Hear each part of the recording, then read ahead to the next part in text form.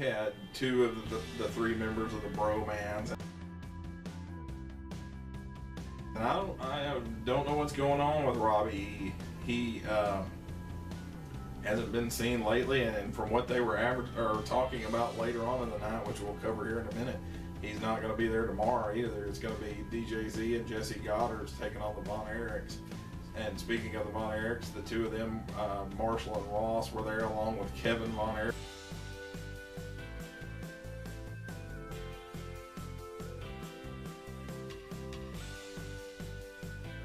Which was a big deal, kind of a last minute thing they did. I don't think they advertised that he was coming in until maybe 2 or 3 weeks before. We had already bought the tickets before we found out that he was coming in. And if you don't know who the Von Erichs are, and you're a wrestling fan, shame on you, because they are like legends in Texas wrestling. They are Texas wrestling. They're wrestling royalty. They are. I mean, the whole family is. The wrestling fans that are watching this, you can go on WWE Network, and they have the shows from '82 and '83 on the WWE Network. So you can see a lot of the Von Erich stuff on that. Who else am I missing? Let's see. EC3 and Rockstar. Yeah.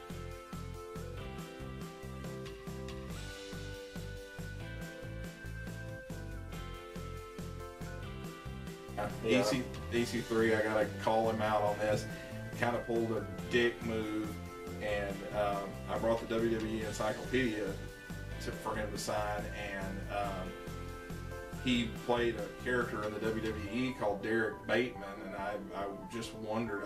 I would have been fine with him signing it as EC3, but he crossed out the name Derek Bateman in it and just wrote EC3. And you know, his real name is Ethan Carter, or his gimmick name is Ethan Carter III. I don't know, why couldn't you write the whole name out? I guess he wants to get them out as quick as he can. And you can't really see it, but this is his photo that he signed.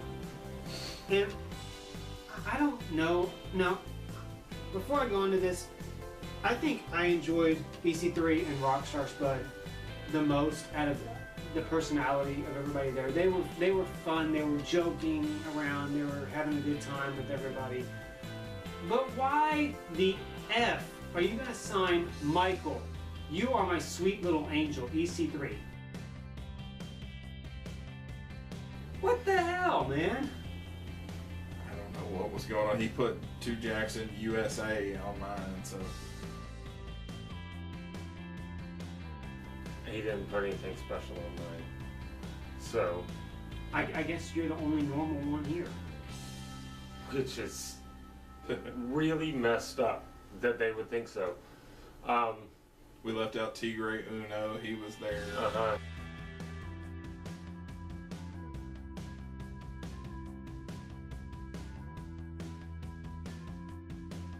Tigre Uno. And Bully Ray. Bully Ray.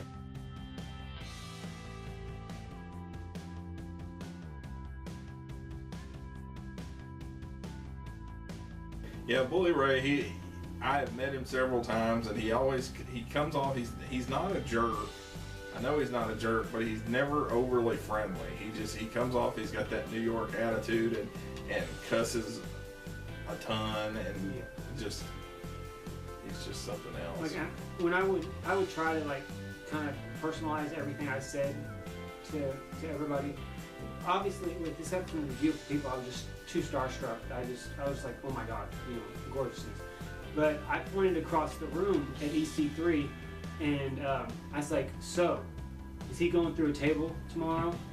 And he goes, I'm gonna fuck that fuck up, man. And that beautiful face of his, you know, he's not gonna be recognized. Fuck. And I was like, really? And I was talking to EC3 later that night, which we'll get to at Six Flags. I was like, oh, I was talking to Bully this morning. He has some pretty harsh words for you, most of which I cannot repeat in present company because there's kids present. He's like, real. So, I mean, I've dealt with New York before, so I mean, it didn't really shock me that much. But I was just like, wow. He plays his character well. though, and that was something that I thought was, for the most part, nice about the meet and greet, was that a lot of them seemed to be, some of them seemed to be in character, but then you get to a table like Jeff, who was just being himself. Yeah. Even Rockstar Spud and EC3, they were just sitting and joking around, and it seems that they're actually really good friends in real life, and just cracking jokes and acting completely normal. Like it wasn't a big deal. Even Magnus was kind of just, it seemed like he was just being himself, just kind of chilling out and everything. So it was a really nice mixture. And then when we got Six Flags, everybody put on their little promo bit, but after that, everybody was just, they were just who they were. They weren't trying to stay in character at all, it seemed. And at Six Flags, Abyss,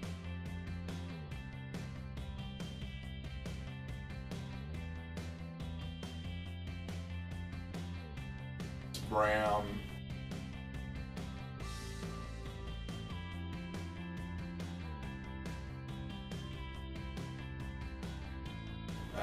James Storm,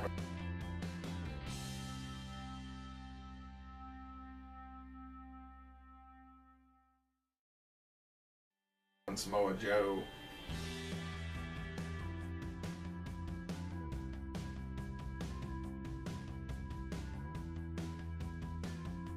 Were added. So we got 22 of the TNA roster, which the TNA roster right now probably doesn't have maybe 40. So, I mean, it was a good representation. I don't even know if it's got that many. We'll have to check and see. But it was a good representation. But, there were a couple of people that I were very surprised not to see. Dixie Carter would be the first one. Every one of these things that I've read about online, she has always been there. And I don't know if to expect, maybe they're kind of phasing her out tomorrow. Maybe she'll finally get put through the table or what. But it was very odd that she wasn't there. And like I said, I expected more knockouts to be there. I really expected Gail Kim to be there, considering that she's going for the belt tomorrow. Yeah.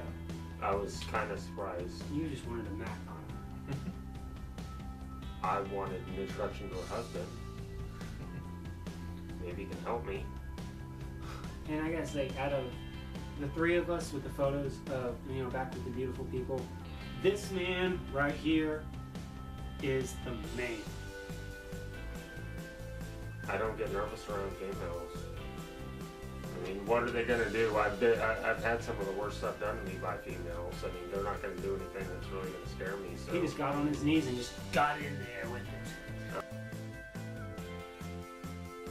I'm gonna lean right in as close as they'll let me. If they, if I get that look to back off, then I will. But I didn't get it, so. And Velvet was sporting some brand new ink that was really, very really nice, by the way. Very nice ink. We're thinking she got it, Friday night, we're thinking. Because it was still red and puffy and got the glaze on it, so, it was nice. So she probably got it while she was, either probably somewhere in Dallas or Arlington, so I would still love to know where she got it, And I'm hoping that maybe they stick around after the show tomorrow night, because I'd still like to try to ask her that. Yeah. I didn't think about it while I was there. But overall, I mean, for the money, it was a good deal. It came out to about $5 for, and with everyone except for the 4, because we were told otherwise. That's another story. For everyone but the 4 that we met that night that we hadn't already gotten, we were able to get an autograph, 8x10, and a picture with every one of them. So that's 20. We got 22 pictures and 18 autographs. And I got a couple of extras and some stuff that I brought with me. But I mean, it comes out to about $5 a person, which at conventions and things of that nature is not, you can't get anybody for that price hardly. And I got this. I had everybody sign the back of my fairly rare St. Patrick's Day chive shirt to make it even a little bit rare. The only thing that I could have done different was if I, for some strange reason, had a rad shirt, but those are impossible to get. So I got that, and I'm gonna try to figure out some way to display it. And I wanted to say that I've never been to these type of things before. It ran very, very smooth. Oh, yeah, very much so.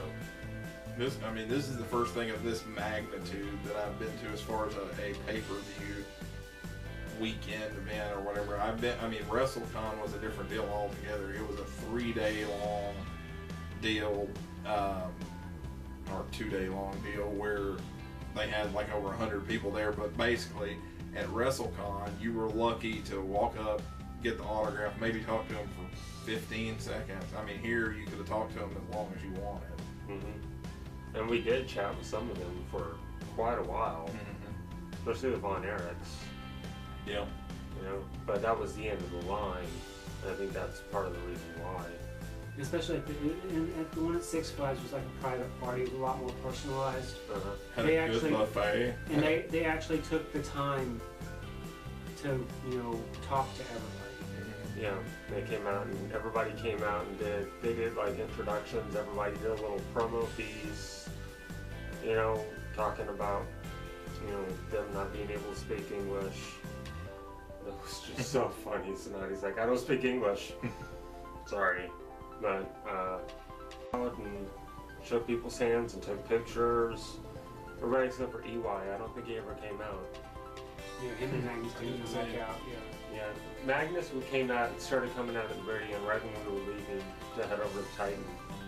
He came out, but EY, I think he just stayed in the back. Which is odd. I don't know what he's usually pretty friendly. He may not be feeling too well. He got pretty beat up the other night. Yeah. I mean, I know he was, he hurt his back, whatever, but it looked like he was in some pain. Real pain, not just acting pain. Tomorrow night they're supposed to have Samoa Joe versus Bobby Lashley. The winner of that advances to the cage match, and Kenny King versus Austin Aries. The winner of that advances to the cage match against Eric Young. You may know that the title's probably not going to stay around his waist. If I had to predict it, I would think Joe would win, but it could be any of them. Bobby Lashley could beat Joe and end up winning it, which I would be happy with. I think it's probably, if it's going to change hands, it's either going to go to Joe or Lashley. I would say, because I know they're not going to give it to Kenny King. No, you wouldn't think. And I mean, Austin Aries would have a chance. Because he's not heavyweight champion material. Austin Aries has had it before, so it's possible. But with Joe in the match, I don't know if Aries could overcome him. He's beat him before, but it's going to be tough, especially in a cage match, which they haven't clarified the rules of the cage match, and depending on some cage matches, escaping the cage is the only way to win, but some also they have pinfall and submission and stuff too. It all really depends on the rules. I could see Lashley getting it just because if Lashley got it, then MVP would take it. He would try to set up a match, and that could cause for some really nice friction. That could cause enough friction for Lashley to break away from MVP, which would work. That would be that'd be a logical transition, but I don't think it's going to play out that way. I could see it happening that way, but I don't think it's actually going to, which would be unfortunate because that'd be a good way to do it.